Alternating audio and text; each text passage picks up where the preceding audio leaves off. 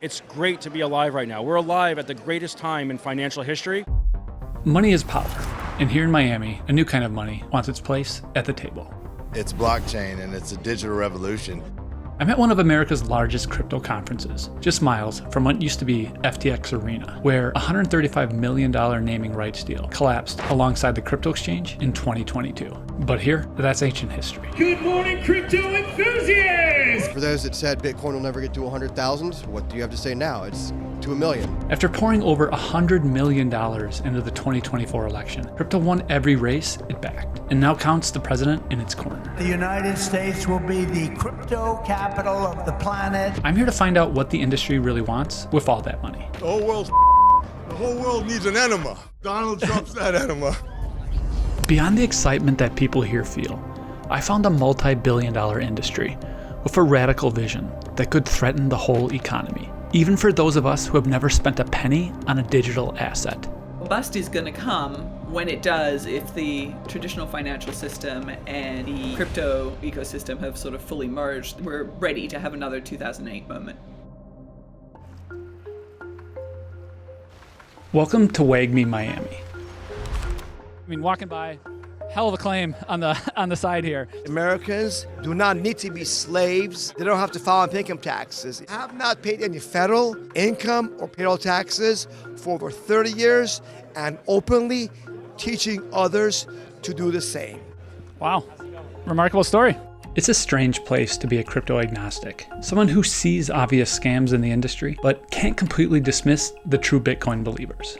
There's so many great people in this industry right now that started off as skeptics. One of my founding partners came to Bitcoin because he was convinced he was going to find out where it was a scam. He was from finance, and then he found out it wasn't. We ended up starting this company. It's a very, very deep topic. We're talking about finance and the value of human society being saved. We've got more tailwind than we've ever had behind us in the cryptocurrency industry. Everyone here is ecstatic, hopeful. Trump's election launched Bitcoin past 100K, minting new millionaires overnight. There's booths selling training and software, and yacht brokers and Cayman Island lawyers. If you're a US citizen, I always say, always get US tax advice before you come to us. Want to route your profits through Palau to avoid US taxes? It's complicated, but here's maybe step one. Or maybe you're looking for real estate. These are all 3 and 4 bedroom residences, so they start at 3.4 million. Hot damn. Well, I wish that I could be a customer of yours, but I am not. The market keeps going this direction, you will be. All of this is based on a pretty simple idea. Cryptocurrencies are a piece of data that people buy and sell digitally. Traditional banking needs a bunch of middlemen, banks, clearinghouses, and lawyers who write the rules. Most cryptocurrency is on something called the blockchain, which lets you transact directly by replacing all of them with math and code. A lot of people have this mentality that crypto is a scam or fraud or blah, blah, blah. It's simply not true. It's just a technology. It's a tool at the end of the day, right? But for many, it's a tool that's very much something more. Bitcoin is of the people, by the people, for the people. Crypto is actually a fresh, natural, free privacy alternative to the corrupt system. The original idea behind Bitcoin, which is the first cryptocurrency, was that we couldn't trust banks or financial institutions. So seeing all of the big banks get bailed out, and it just really struck with me. There are certainly people who continue to hold those early ideological beliefs, but there is also this massive speculative industry built around it where people are hoping to get rich quick by picking cryptocurrencies they hope will go up in price. Most people I met at the conference would fall into the true believers, but there's more to the story. There is also a much larger industry around cryptocurrency that in many ways sort of shadows the very same financial intermediaries they originally spoke about doing away with. That larger industry recently found an unlikely champion, the president. Promoting his company's newly launched Trump meme coin. I don't know much about it other than I launched it. I heard it was very successful. $60 billion in volume, 48 hours. He showed what could be done. Those numbers don't lie. The guy's crypto holdings are now worth more money than anything else he owns. There's zero value. What's the value in Doge token right now? It's just a belief in a movement and in a community. And so by Trump doing it, our beautiful First Lady doing it, it kind of validates that now they're not afraid of prosecution. If it's good enough for the president to do it, it should be good enough for anyone to be able to do it.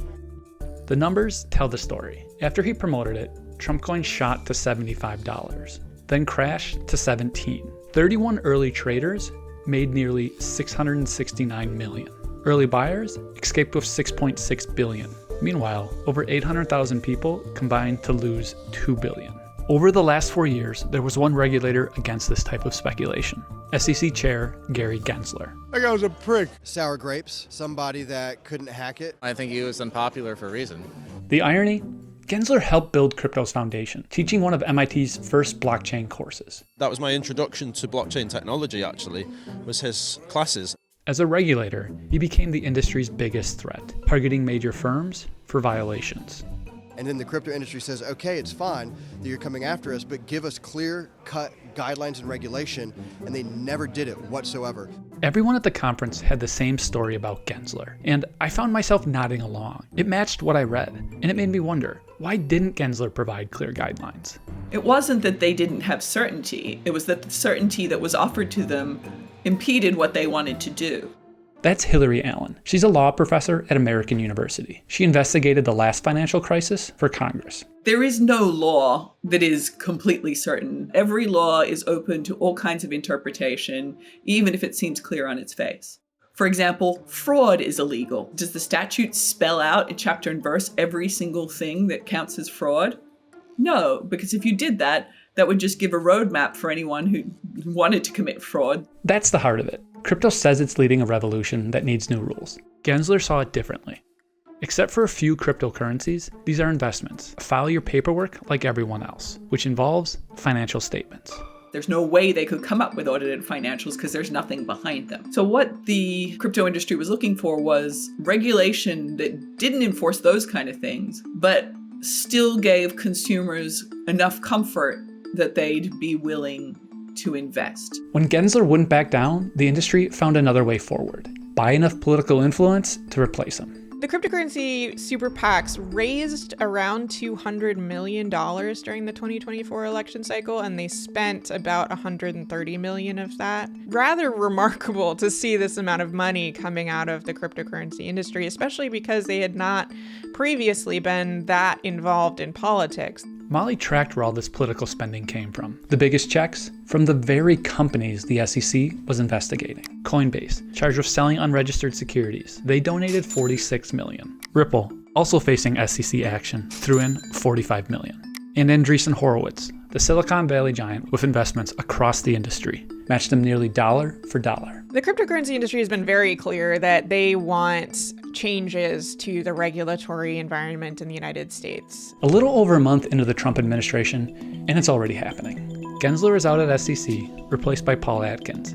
He's a crypto lobbyist who counted the collapsed FTX as a client. Howard Lutnick, whose company owns 5% of controversial crypto giant Tether, took commerce. And the new Treasury Secretary is Scott Bessent. Here's what he said about crypto last summer. Crypto is about freedom, and the crypto economy is here to stay. Crypto is bringing in young people. It's bringing in the people who haven't participated in markets. They want to see a free-for-all, honestly, when it comes to how companies can present investments to retail buyers. And they're hoping to see basically a hands-off approach from the government when it comes to the entire tech industry, not just the cryptocurrency world. The new agency heads can reshape enforcement. And they already have, pausing investigations and opening banks to crypto. But the real goal is to rewrite America's financial rules. The crypto industry is basically in lockstep with the US government to dictate policy that is favorable to them, but not necessarily to the American public. Last year, pro-crypto members of Congress introduced a bill called FIT 21. The legislation gives crypto exactly what it wants: clear definitions and freedom from SEC oversight. That has been their primary goal for some time now. Instead of the SEC, crypto would answer to the CFTC, the same agency that missed the warning signs before 2008's financial collapse. The reason why the industry has wanted that is that the CFTC is sort of being typically seen as a lighter touch, a pretty small agency. It's not particularly well funded, and it doesn't have a culture of investor protection. FIT 21 sailed through the House last year, but hit a wall in the Senate. Then, the industry opened its wallets. The Senate race in Ohio was a massive target of political spending, where the cryptocurrency industry was looking to oust Sherrod Brown, who is a powerful figure in the Senate Banking Committee, critical of crypto in the past. The industry spent $40 million. Their guy won. FIT 21 was kind of designed to pass the previous Congress. Now that they have bought so much support in Congress, I wouldn't be surprised if they try to go further. But Molly and Hillary see something more dangerous hiding in these bills: a chance to tear down America's entire system of financial regulation. The Trojan horse aspect that I'm particularly worried about is that in doing so, the securities laws might be eviscerated for everything, not just for crypto. All the legislative proposals we've seen so far is to say, if this security or this thing lives on a blockchain, it's carved out of the securities laws. It's almost this escape hatch for anyone who wants to try to use it to completely undermine securities regulations. All this to benefit an industry that has a history of proving why we need strong financial regulation in the first place. There was this major cryptocurrency market collapse during 2022. FTX was certainly the most notable example, but quite a few cryptocurrency companies fell apart during that time period as crypto prices declined. People who had invested in crypto lost a lot, and there were some very heartbreaking stories that came out of it. But if you weren't a crypto investor, you wouldn't really have noticed that this had happened unless you were reading the newspapers. Crypto isn't staying on the fringes anymore. Major pension funds are already invested through SEC-approved vehicles. States want to accept it for taxes. Public companies hold it on their books. And I worry that even people who choose to stay away from crypto may end up feeling the pain of disasters. A bust is going to come when it does, if the traditional financial system and crypto ecosystem have sort of fully merged, then we're ready to have another 2008 moment. As complicated as the financial products were back in 2008, somewhere there was a house with a mortgage on it. And with crypto, you don't need to have a house. They've solved the problem of needing anything. I'm leaving the conference right now, and honestly, I'm a little bit speechless.